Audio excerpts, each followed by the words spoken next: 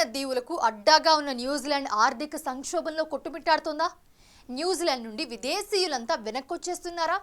పరిస్థితులన్నీ కూడా అవుననే అంటున్నాయి. న్యూజిలాండ్ కుప్పకూలుతుందనే సంకేతాలు కనిపిస్తున్నాయి. ఇటీవల జింబాబ్వే, శ్రీలంక, కొన్ని ఇతర దేశాల న్యూజిలాండ్ కూడా పతనం అంచునున్నట్లుగా లెక్కలు చెప్తున్నాయి.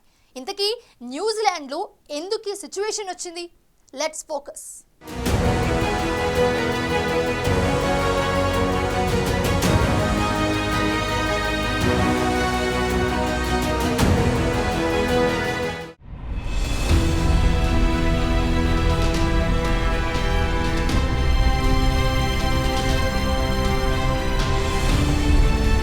ఒకప్పుడు అభివృద్ధి చెందుతున్న కెరియర్లకు అగ్ర గమ్యస్థానంగా ఉన్న న్యూజిలాండ్ ఇప్పుడు తీవ్రమైన ఆర్థిక సంక్షోభంతో కొట్టుమిట్టాడుతోంది. గత కొన్ని సంవత్సరాలుగా పెరుగుతున్న సమస్యలను తట్టుకోలేక అక్కడి వలసదారులతో పాటు చాలా మంది స్థానికులు కూడా ఆ దేశాన్ని వదిలి వెళ్లిపోతున్నారు.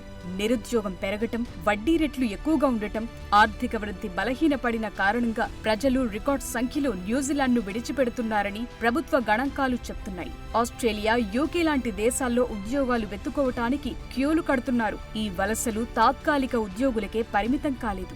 న్యూజిలాండ్ పౌరులు కూడా ఆస్ట్రేలియాకు వలస వెళ్లే ఆలోచనతో వచ్చిన ఏ అవకాశాన్ని వదులుకోవట్లేదు. అర్హులైన ప్రత్యేక కేటగిరీ వీసాతో ఆస్ట్రేలియాలో ఉద్యోగంతో పాటు పర్మనెంట్ గా నివసించడానికి కూడా కొందరు ప్రయత్నిస్తున్నారు. అక్కడ నివసిస్తున్న భారతీయులతో పాటు కొందరు స్థానికులు కూడా హైదరాబాద్, బెంగుళూరు, ముంబై వంటి భారతీయ నగరాలకు వచ్చే ప్రయత్నం చేస్తున్నారు.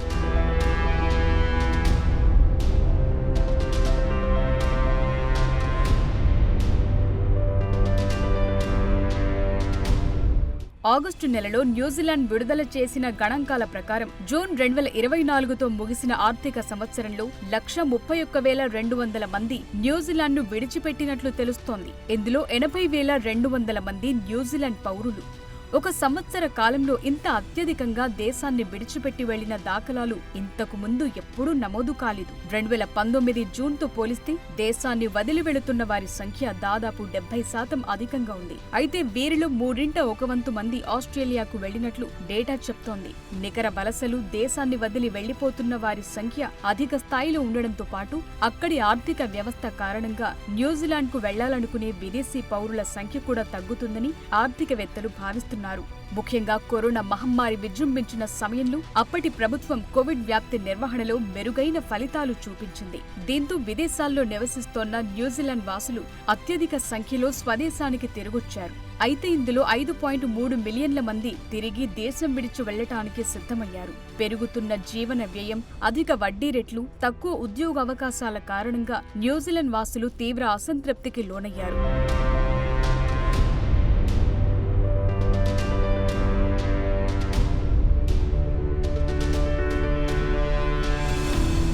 (1999లో అధికారిక నగదు రేట్ను ప్రవేశపెట్టినప్పటి నుండి న్యూజిలాండ్ సెంట్రల్ బ్యాంక్ నగదు రేట్లను 521 బేసిస్ పాయింట్లకు పెంచింది. ఈ పరిణామం తరువాత న్యూజిలాండ్ ఆర్థిక వ్యవస్థ కష్టాల్లో కూరుకుపోయింది. మొదటి త్రైమాసికంలో ఆర్థిక వ్యవస్థ వార్షిక వృద్ధి 0.2% ఉండగా రెండవ త్రైమాసికంలో నిరుద్యోగం 4.7% పెరిగింది. ద్రవ్యోల్బణం 3.3%తో అధికంగా నమోదయ్యింది.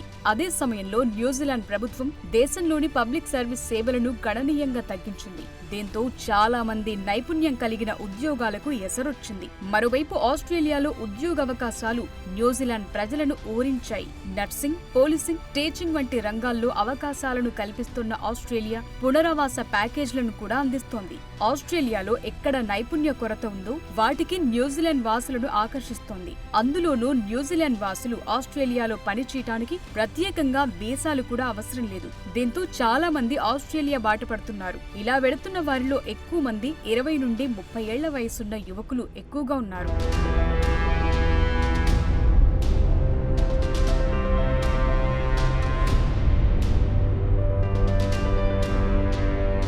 అధికారిక గణాంకాల ప్రకారం ఇటీవలి కార్పొరేట్ కంపెనీలు ఖర్చు తగ్గించుకోవటంలో భాగంగా ఉద్యోగులను తొలగించడం ఎక్కువైంది. అలాగే చాలా మంది వారి వ్యాపారాలను మూసివేస్తున్నారు.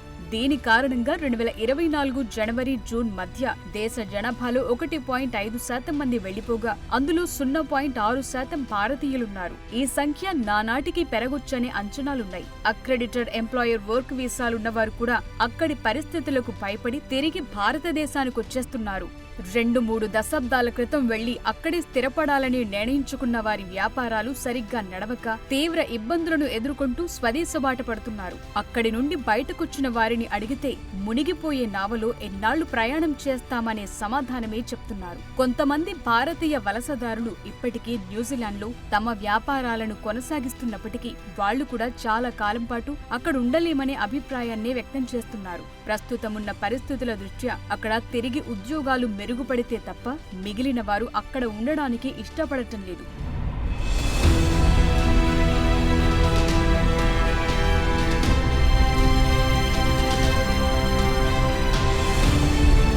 కోర్లాజిక్ సంస్థ డేటా ప్రకారం న్యూజిలాండ్లో నివాస గృహాల అద్దె కూడా చాలా పెరిగింది.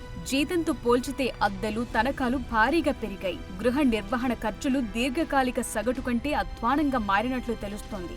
దీనికి తోడు జీతాలు పెరగటం మాట అటుంచితే ఆర్థిక సంక్షోభం కారణంగా జీతాలు నిలిచిపోవటంతో ప్రజలు తీవ్ర ఇబ్బందులను ఎదుర్కోవాల్సి వచ్చింది. ఈ పరిస్థితి వల్ల గత 3 ఏళ్లలో మార్టిగేజ్ చెల్లింపులకు అవసరమైన ఆదాయం వాటా 53 నుంచి 57% మధ్య మాత్రమే ఉంది. దీన్ని దృష్టిలో ఉంచుకుని 2007-2008లో ప్రపంచ ఆర్థిక సంక్షోభం సమయంలో మార్టిగేజ్ చెల్లింపులు 6 త్రైమాసికాల్లో 50% అంతకంటే ఎక్కువ ఆదాయాన్ని మాత్రమే చేరుకున్నాయి. ఇలాంటి పరిస్థితుల మధ్య న్యూజిలాండ్ వాసులకు ఆస్ట్రేలియా ఆహ్వానం పలికింది. ఈ మధ్య కాలంలో న్యూజిలాండ్ హెరాల్డ్ ఎడిషన్లో ఫుల్ పేజ్ ఉద్యోగ ప్రకటనలు పెరిగాయి. ఇక ఆక్లాండ్ కంటే సిడ్నీలో 60% ఎక్కువ జీతాలు రావటంతో ప్రజలంతా అటు పరుగెడుతున్నారు.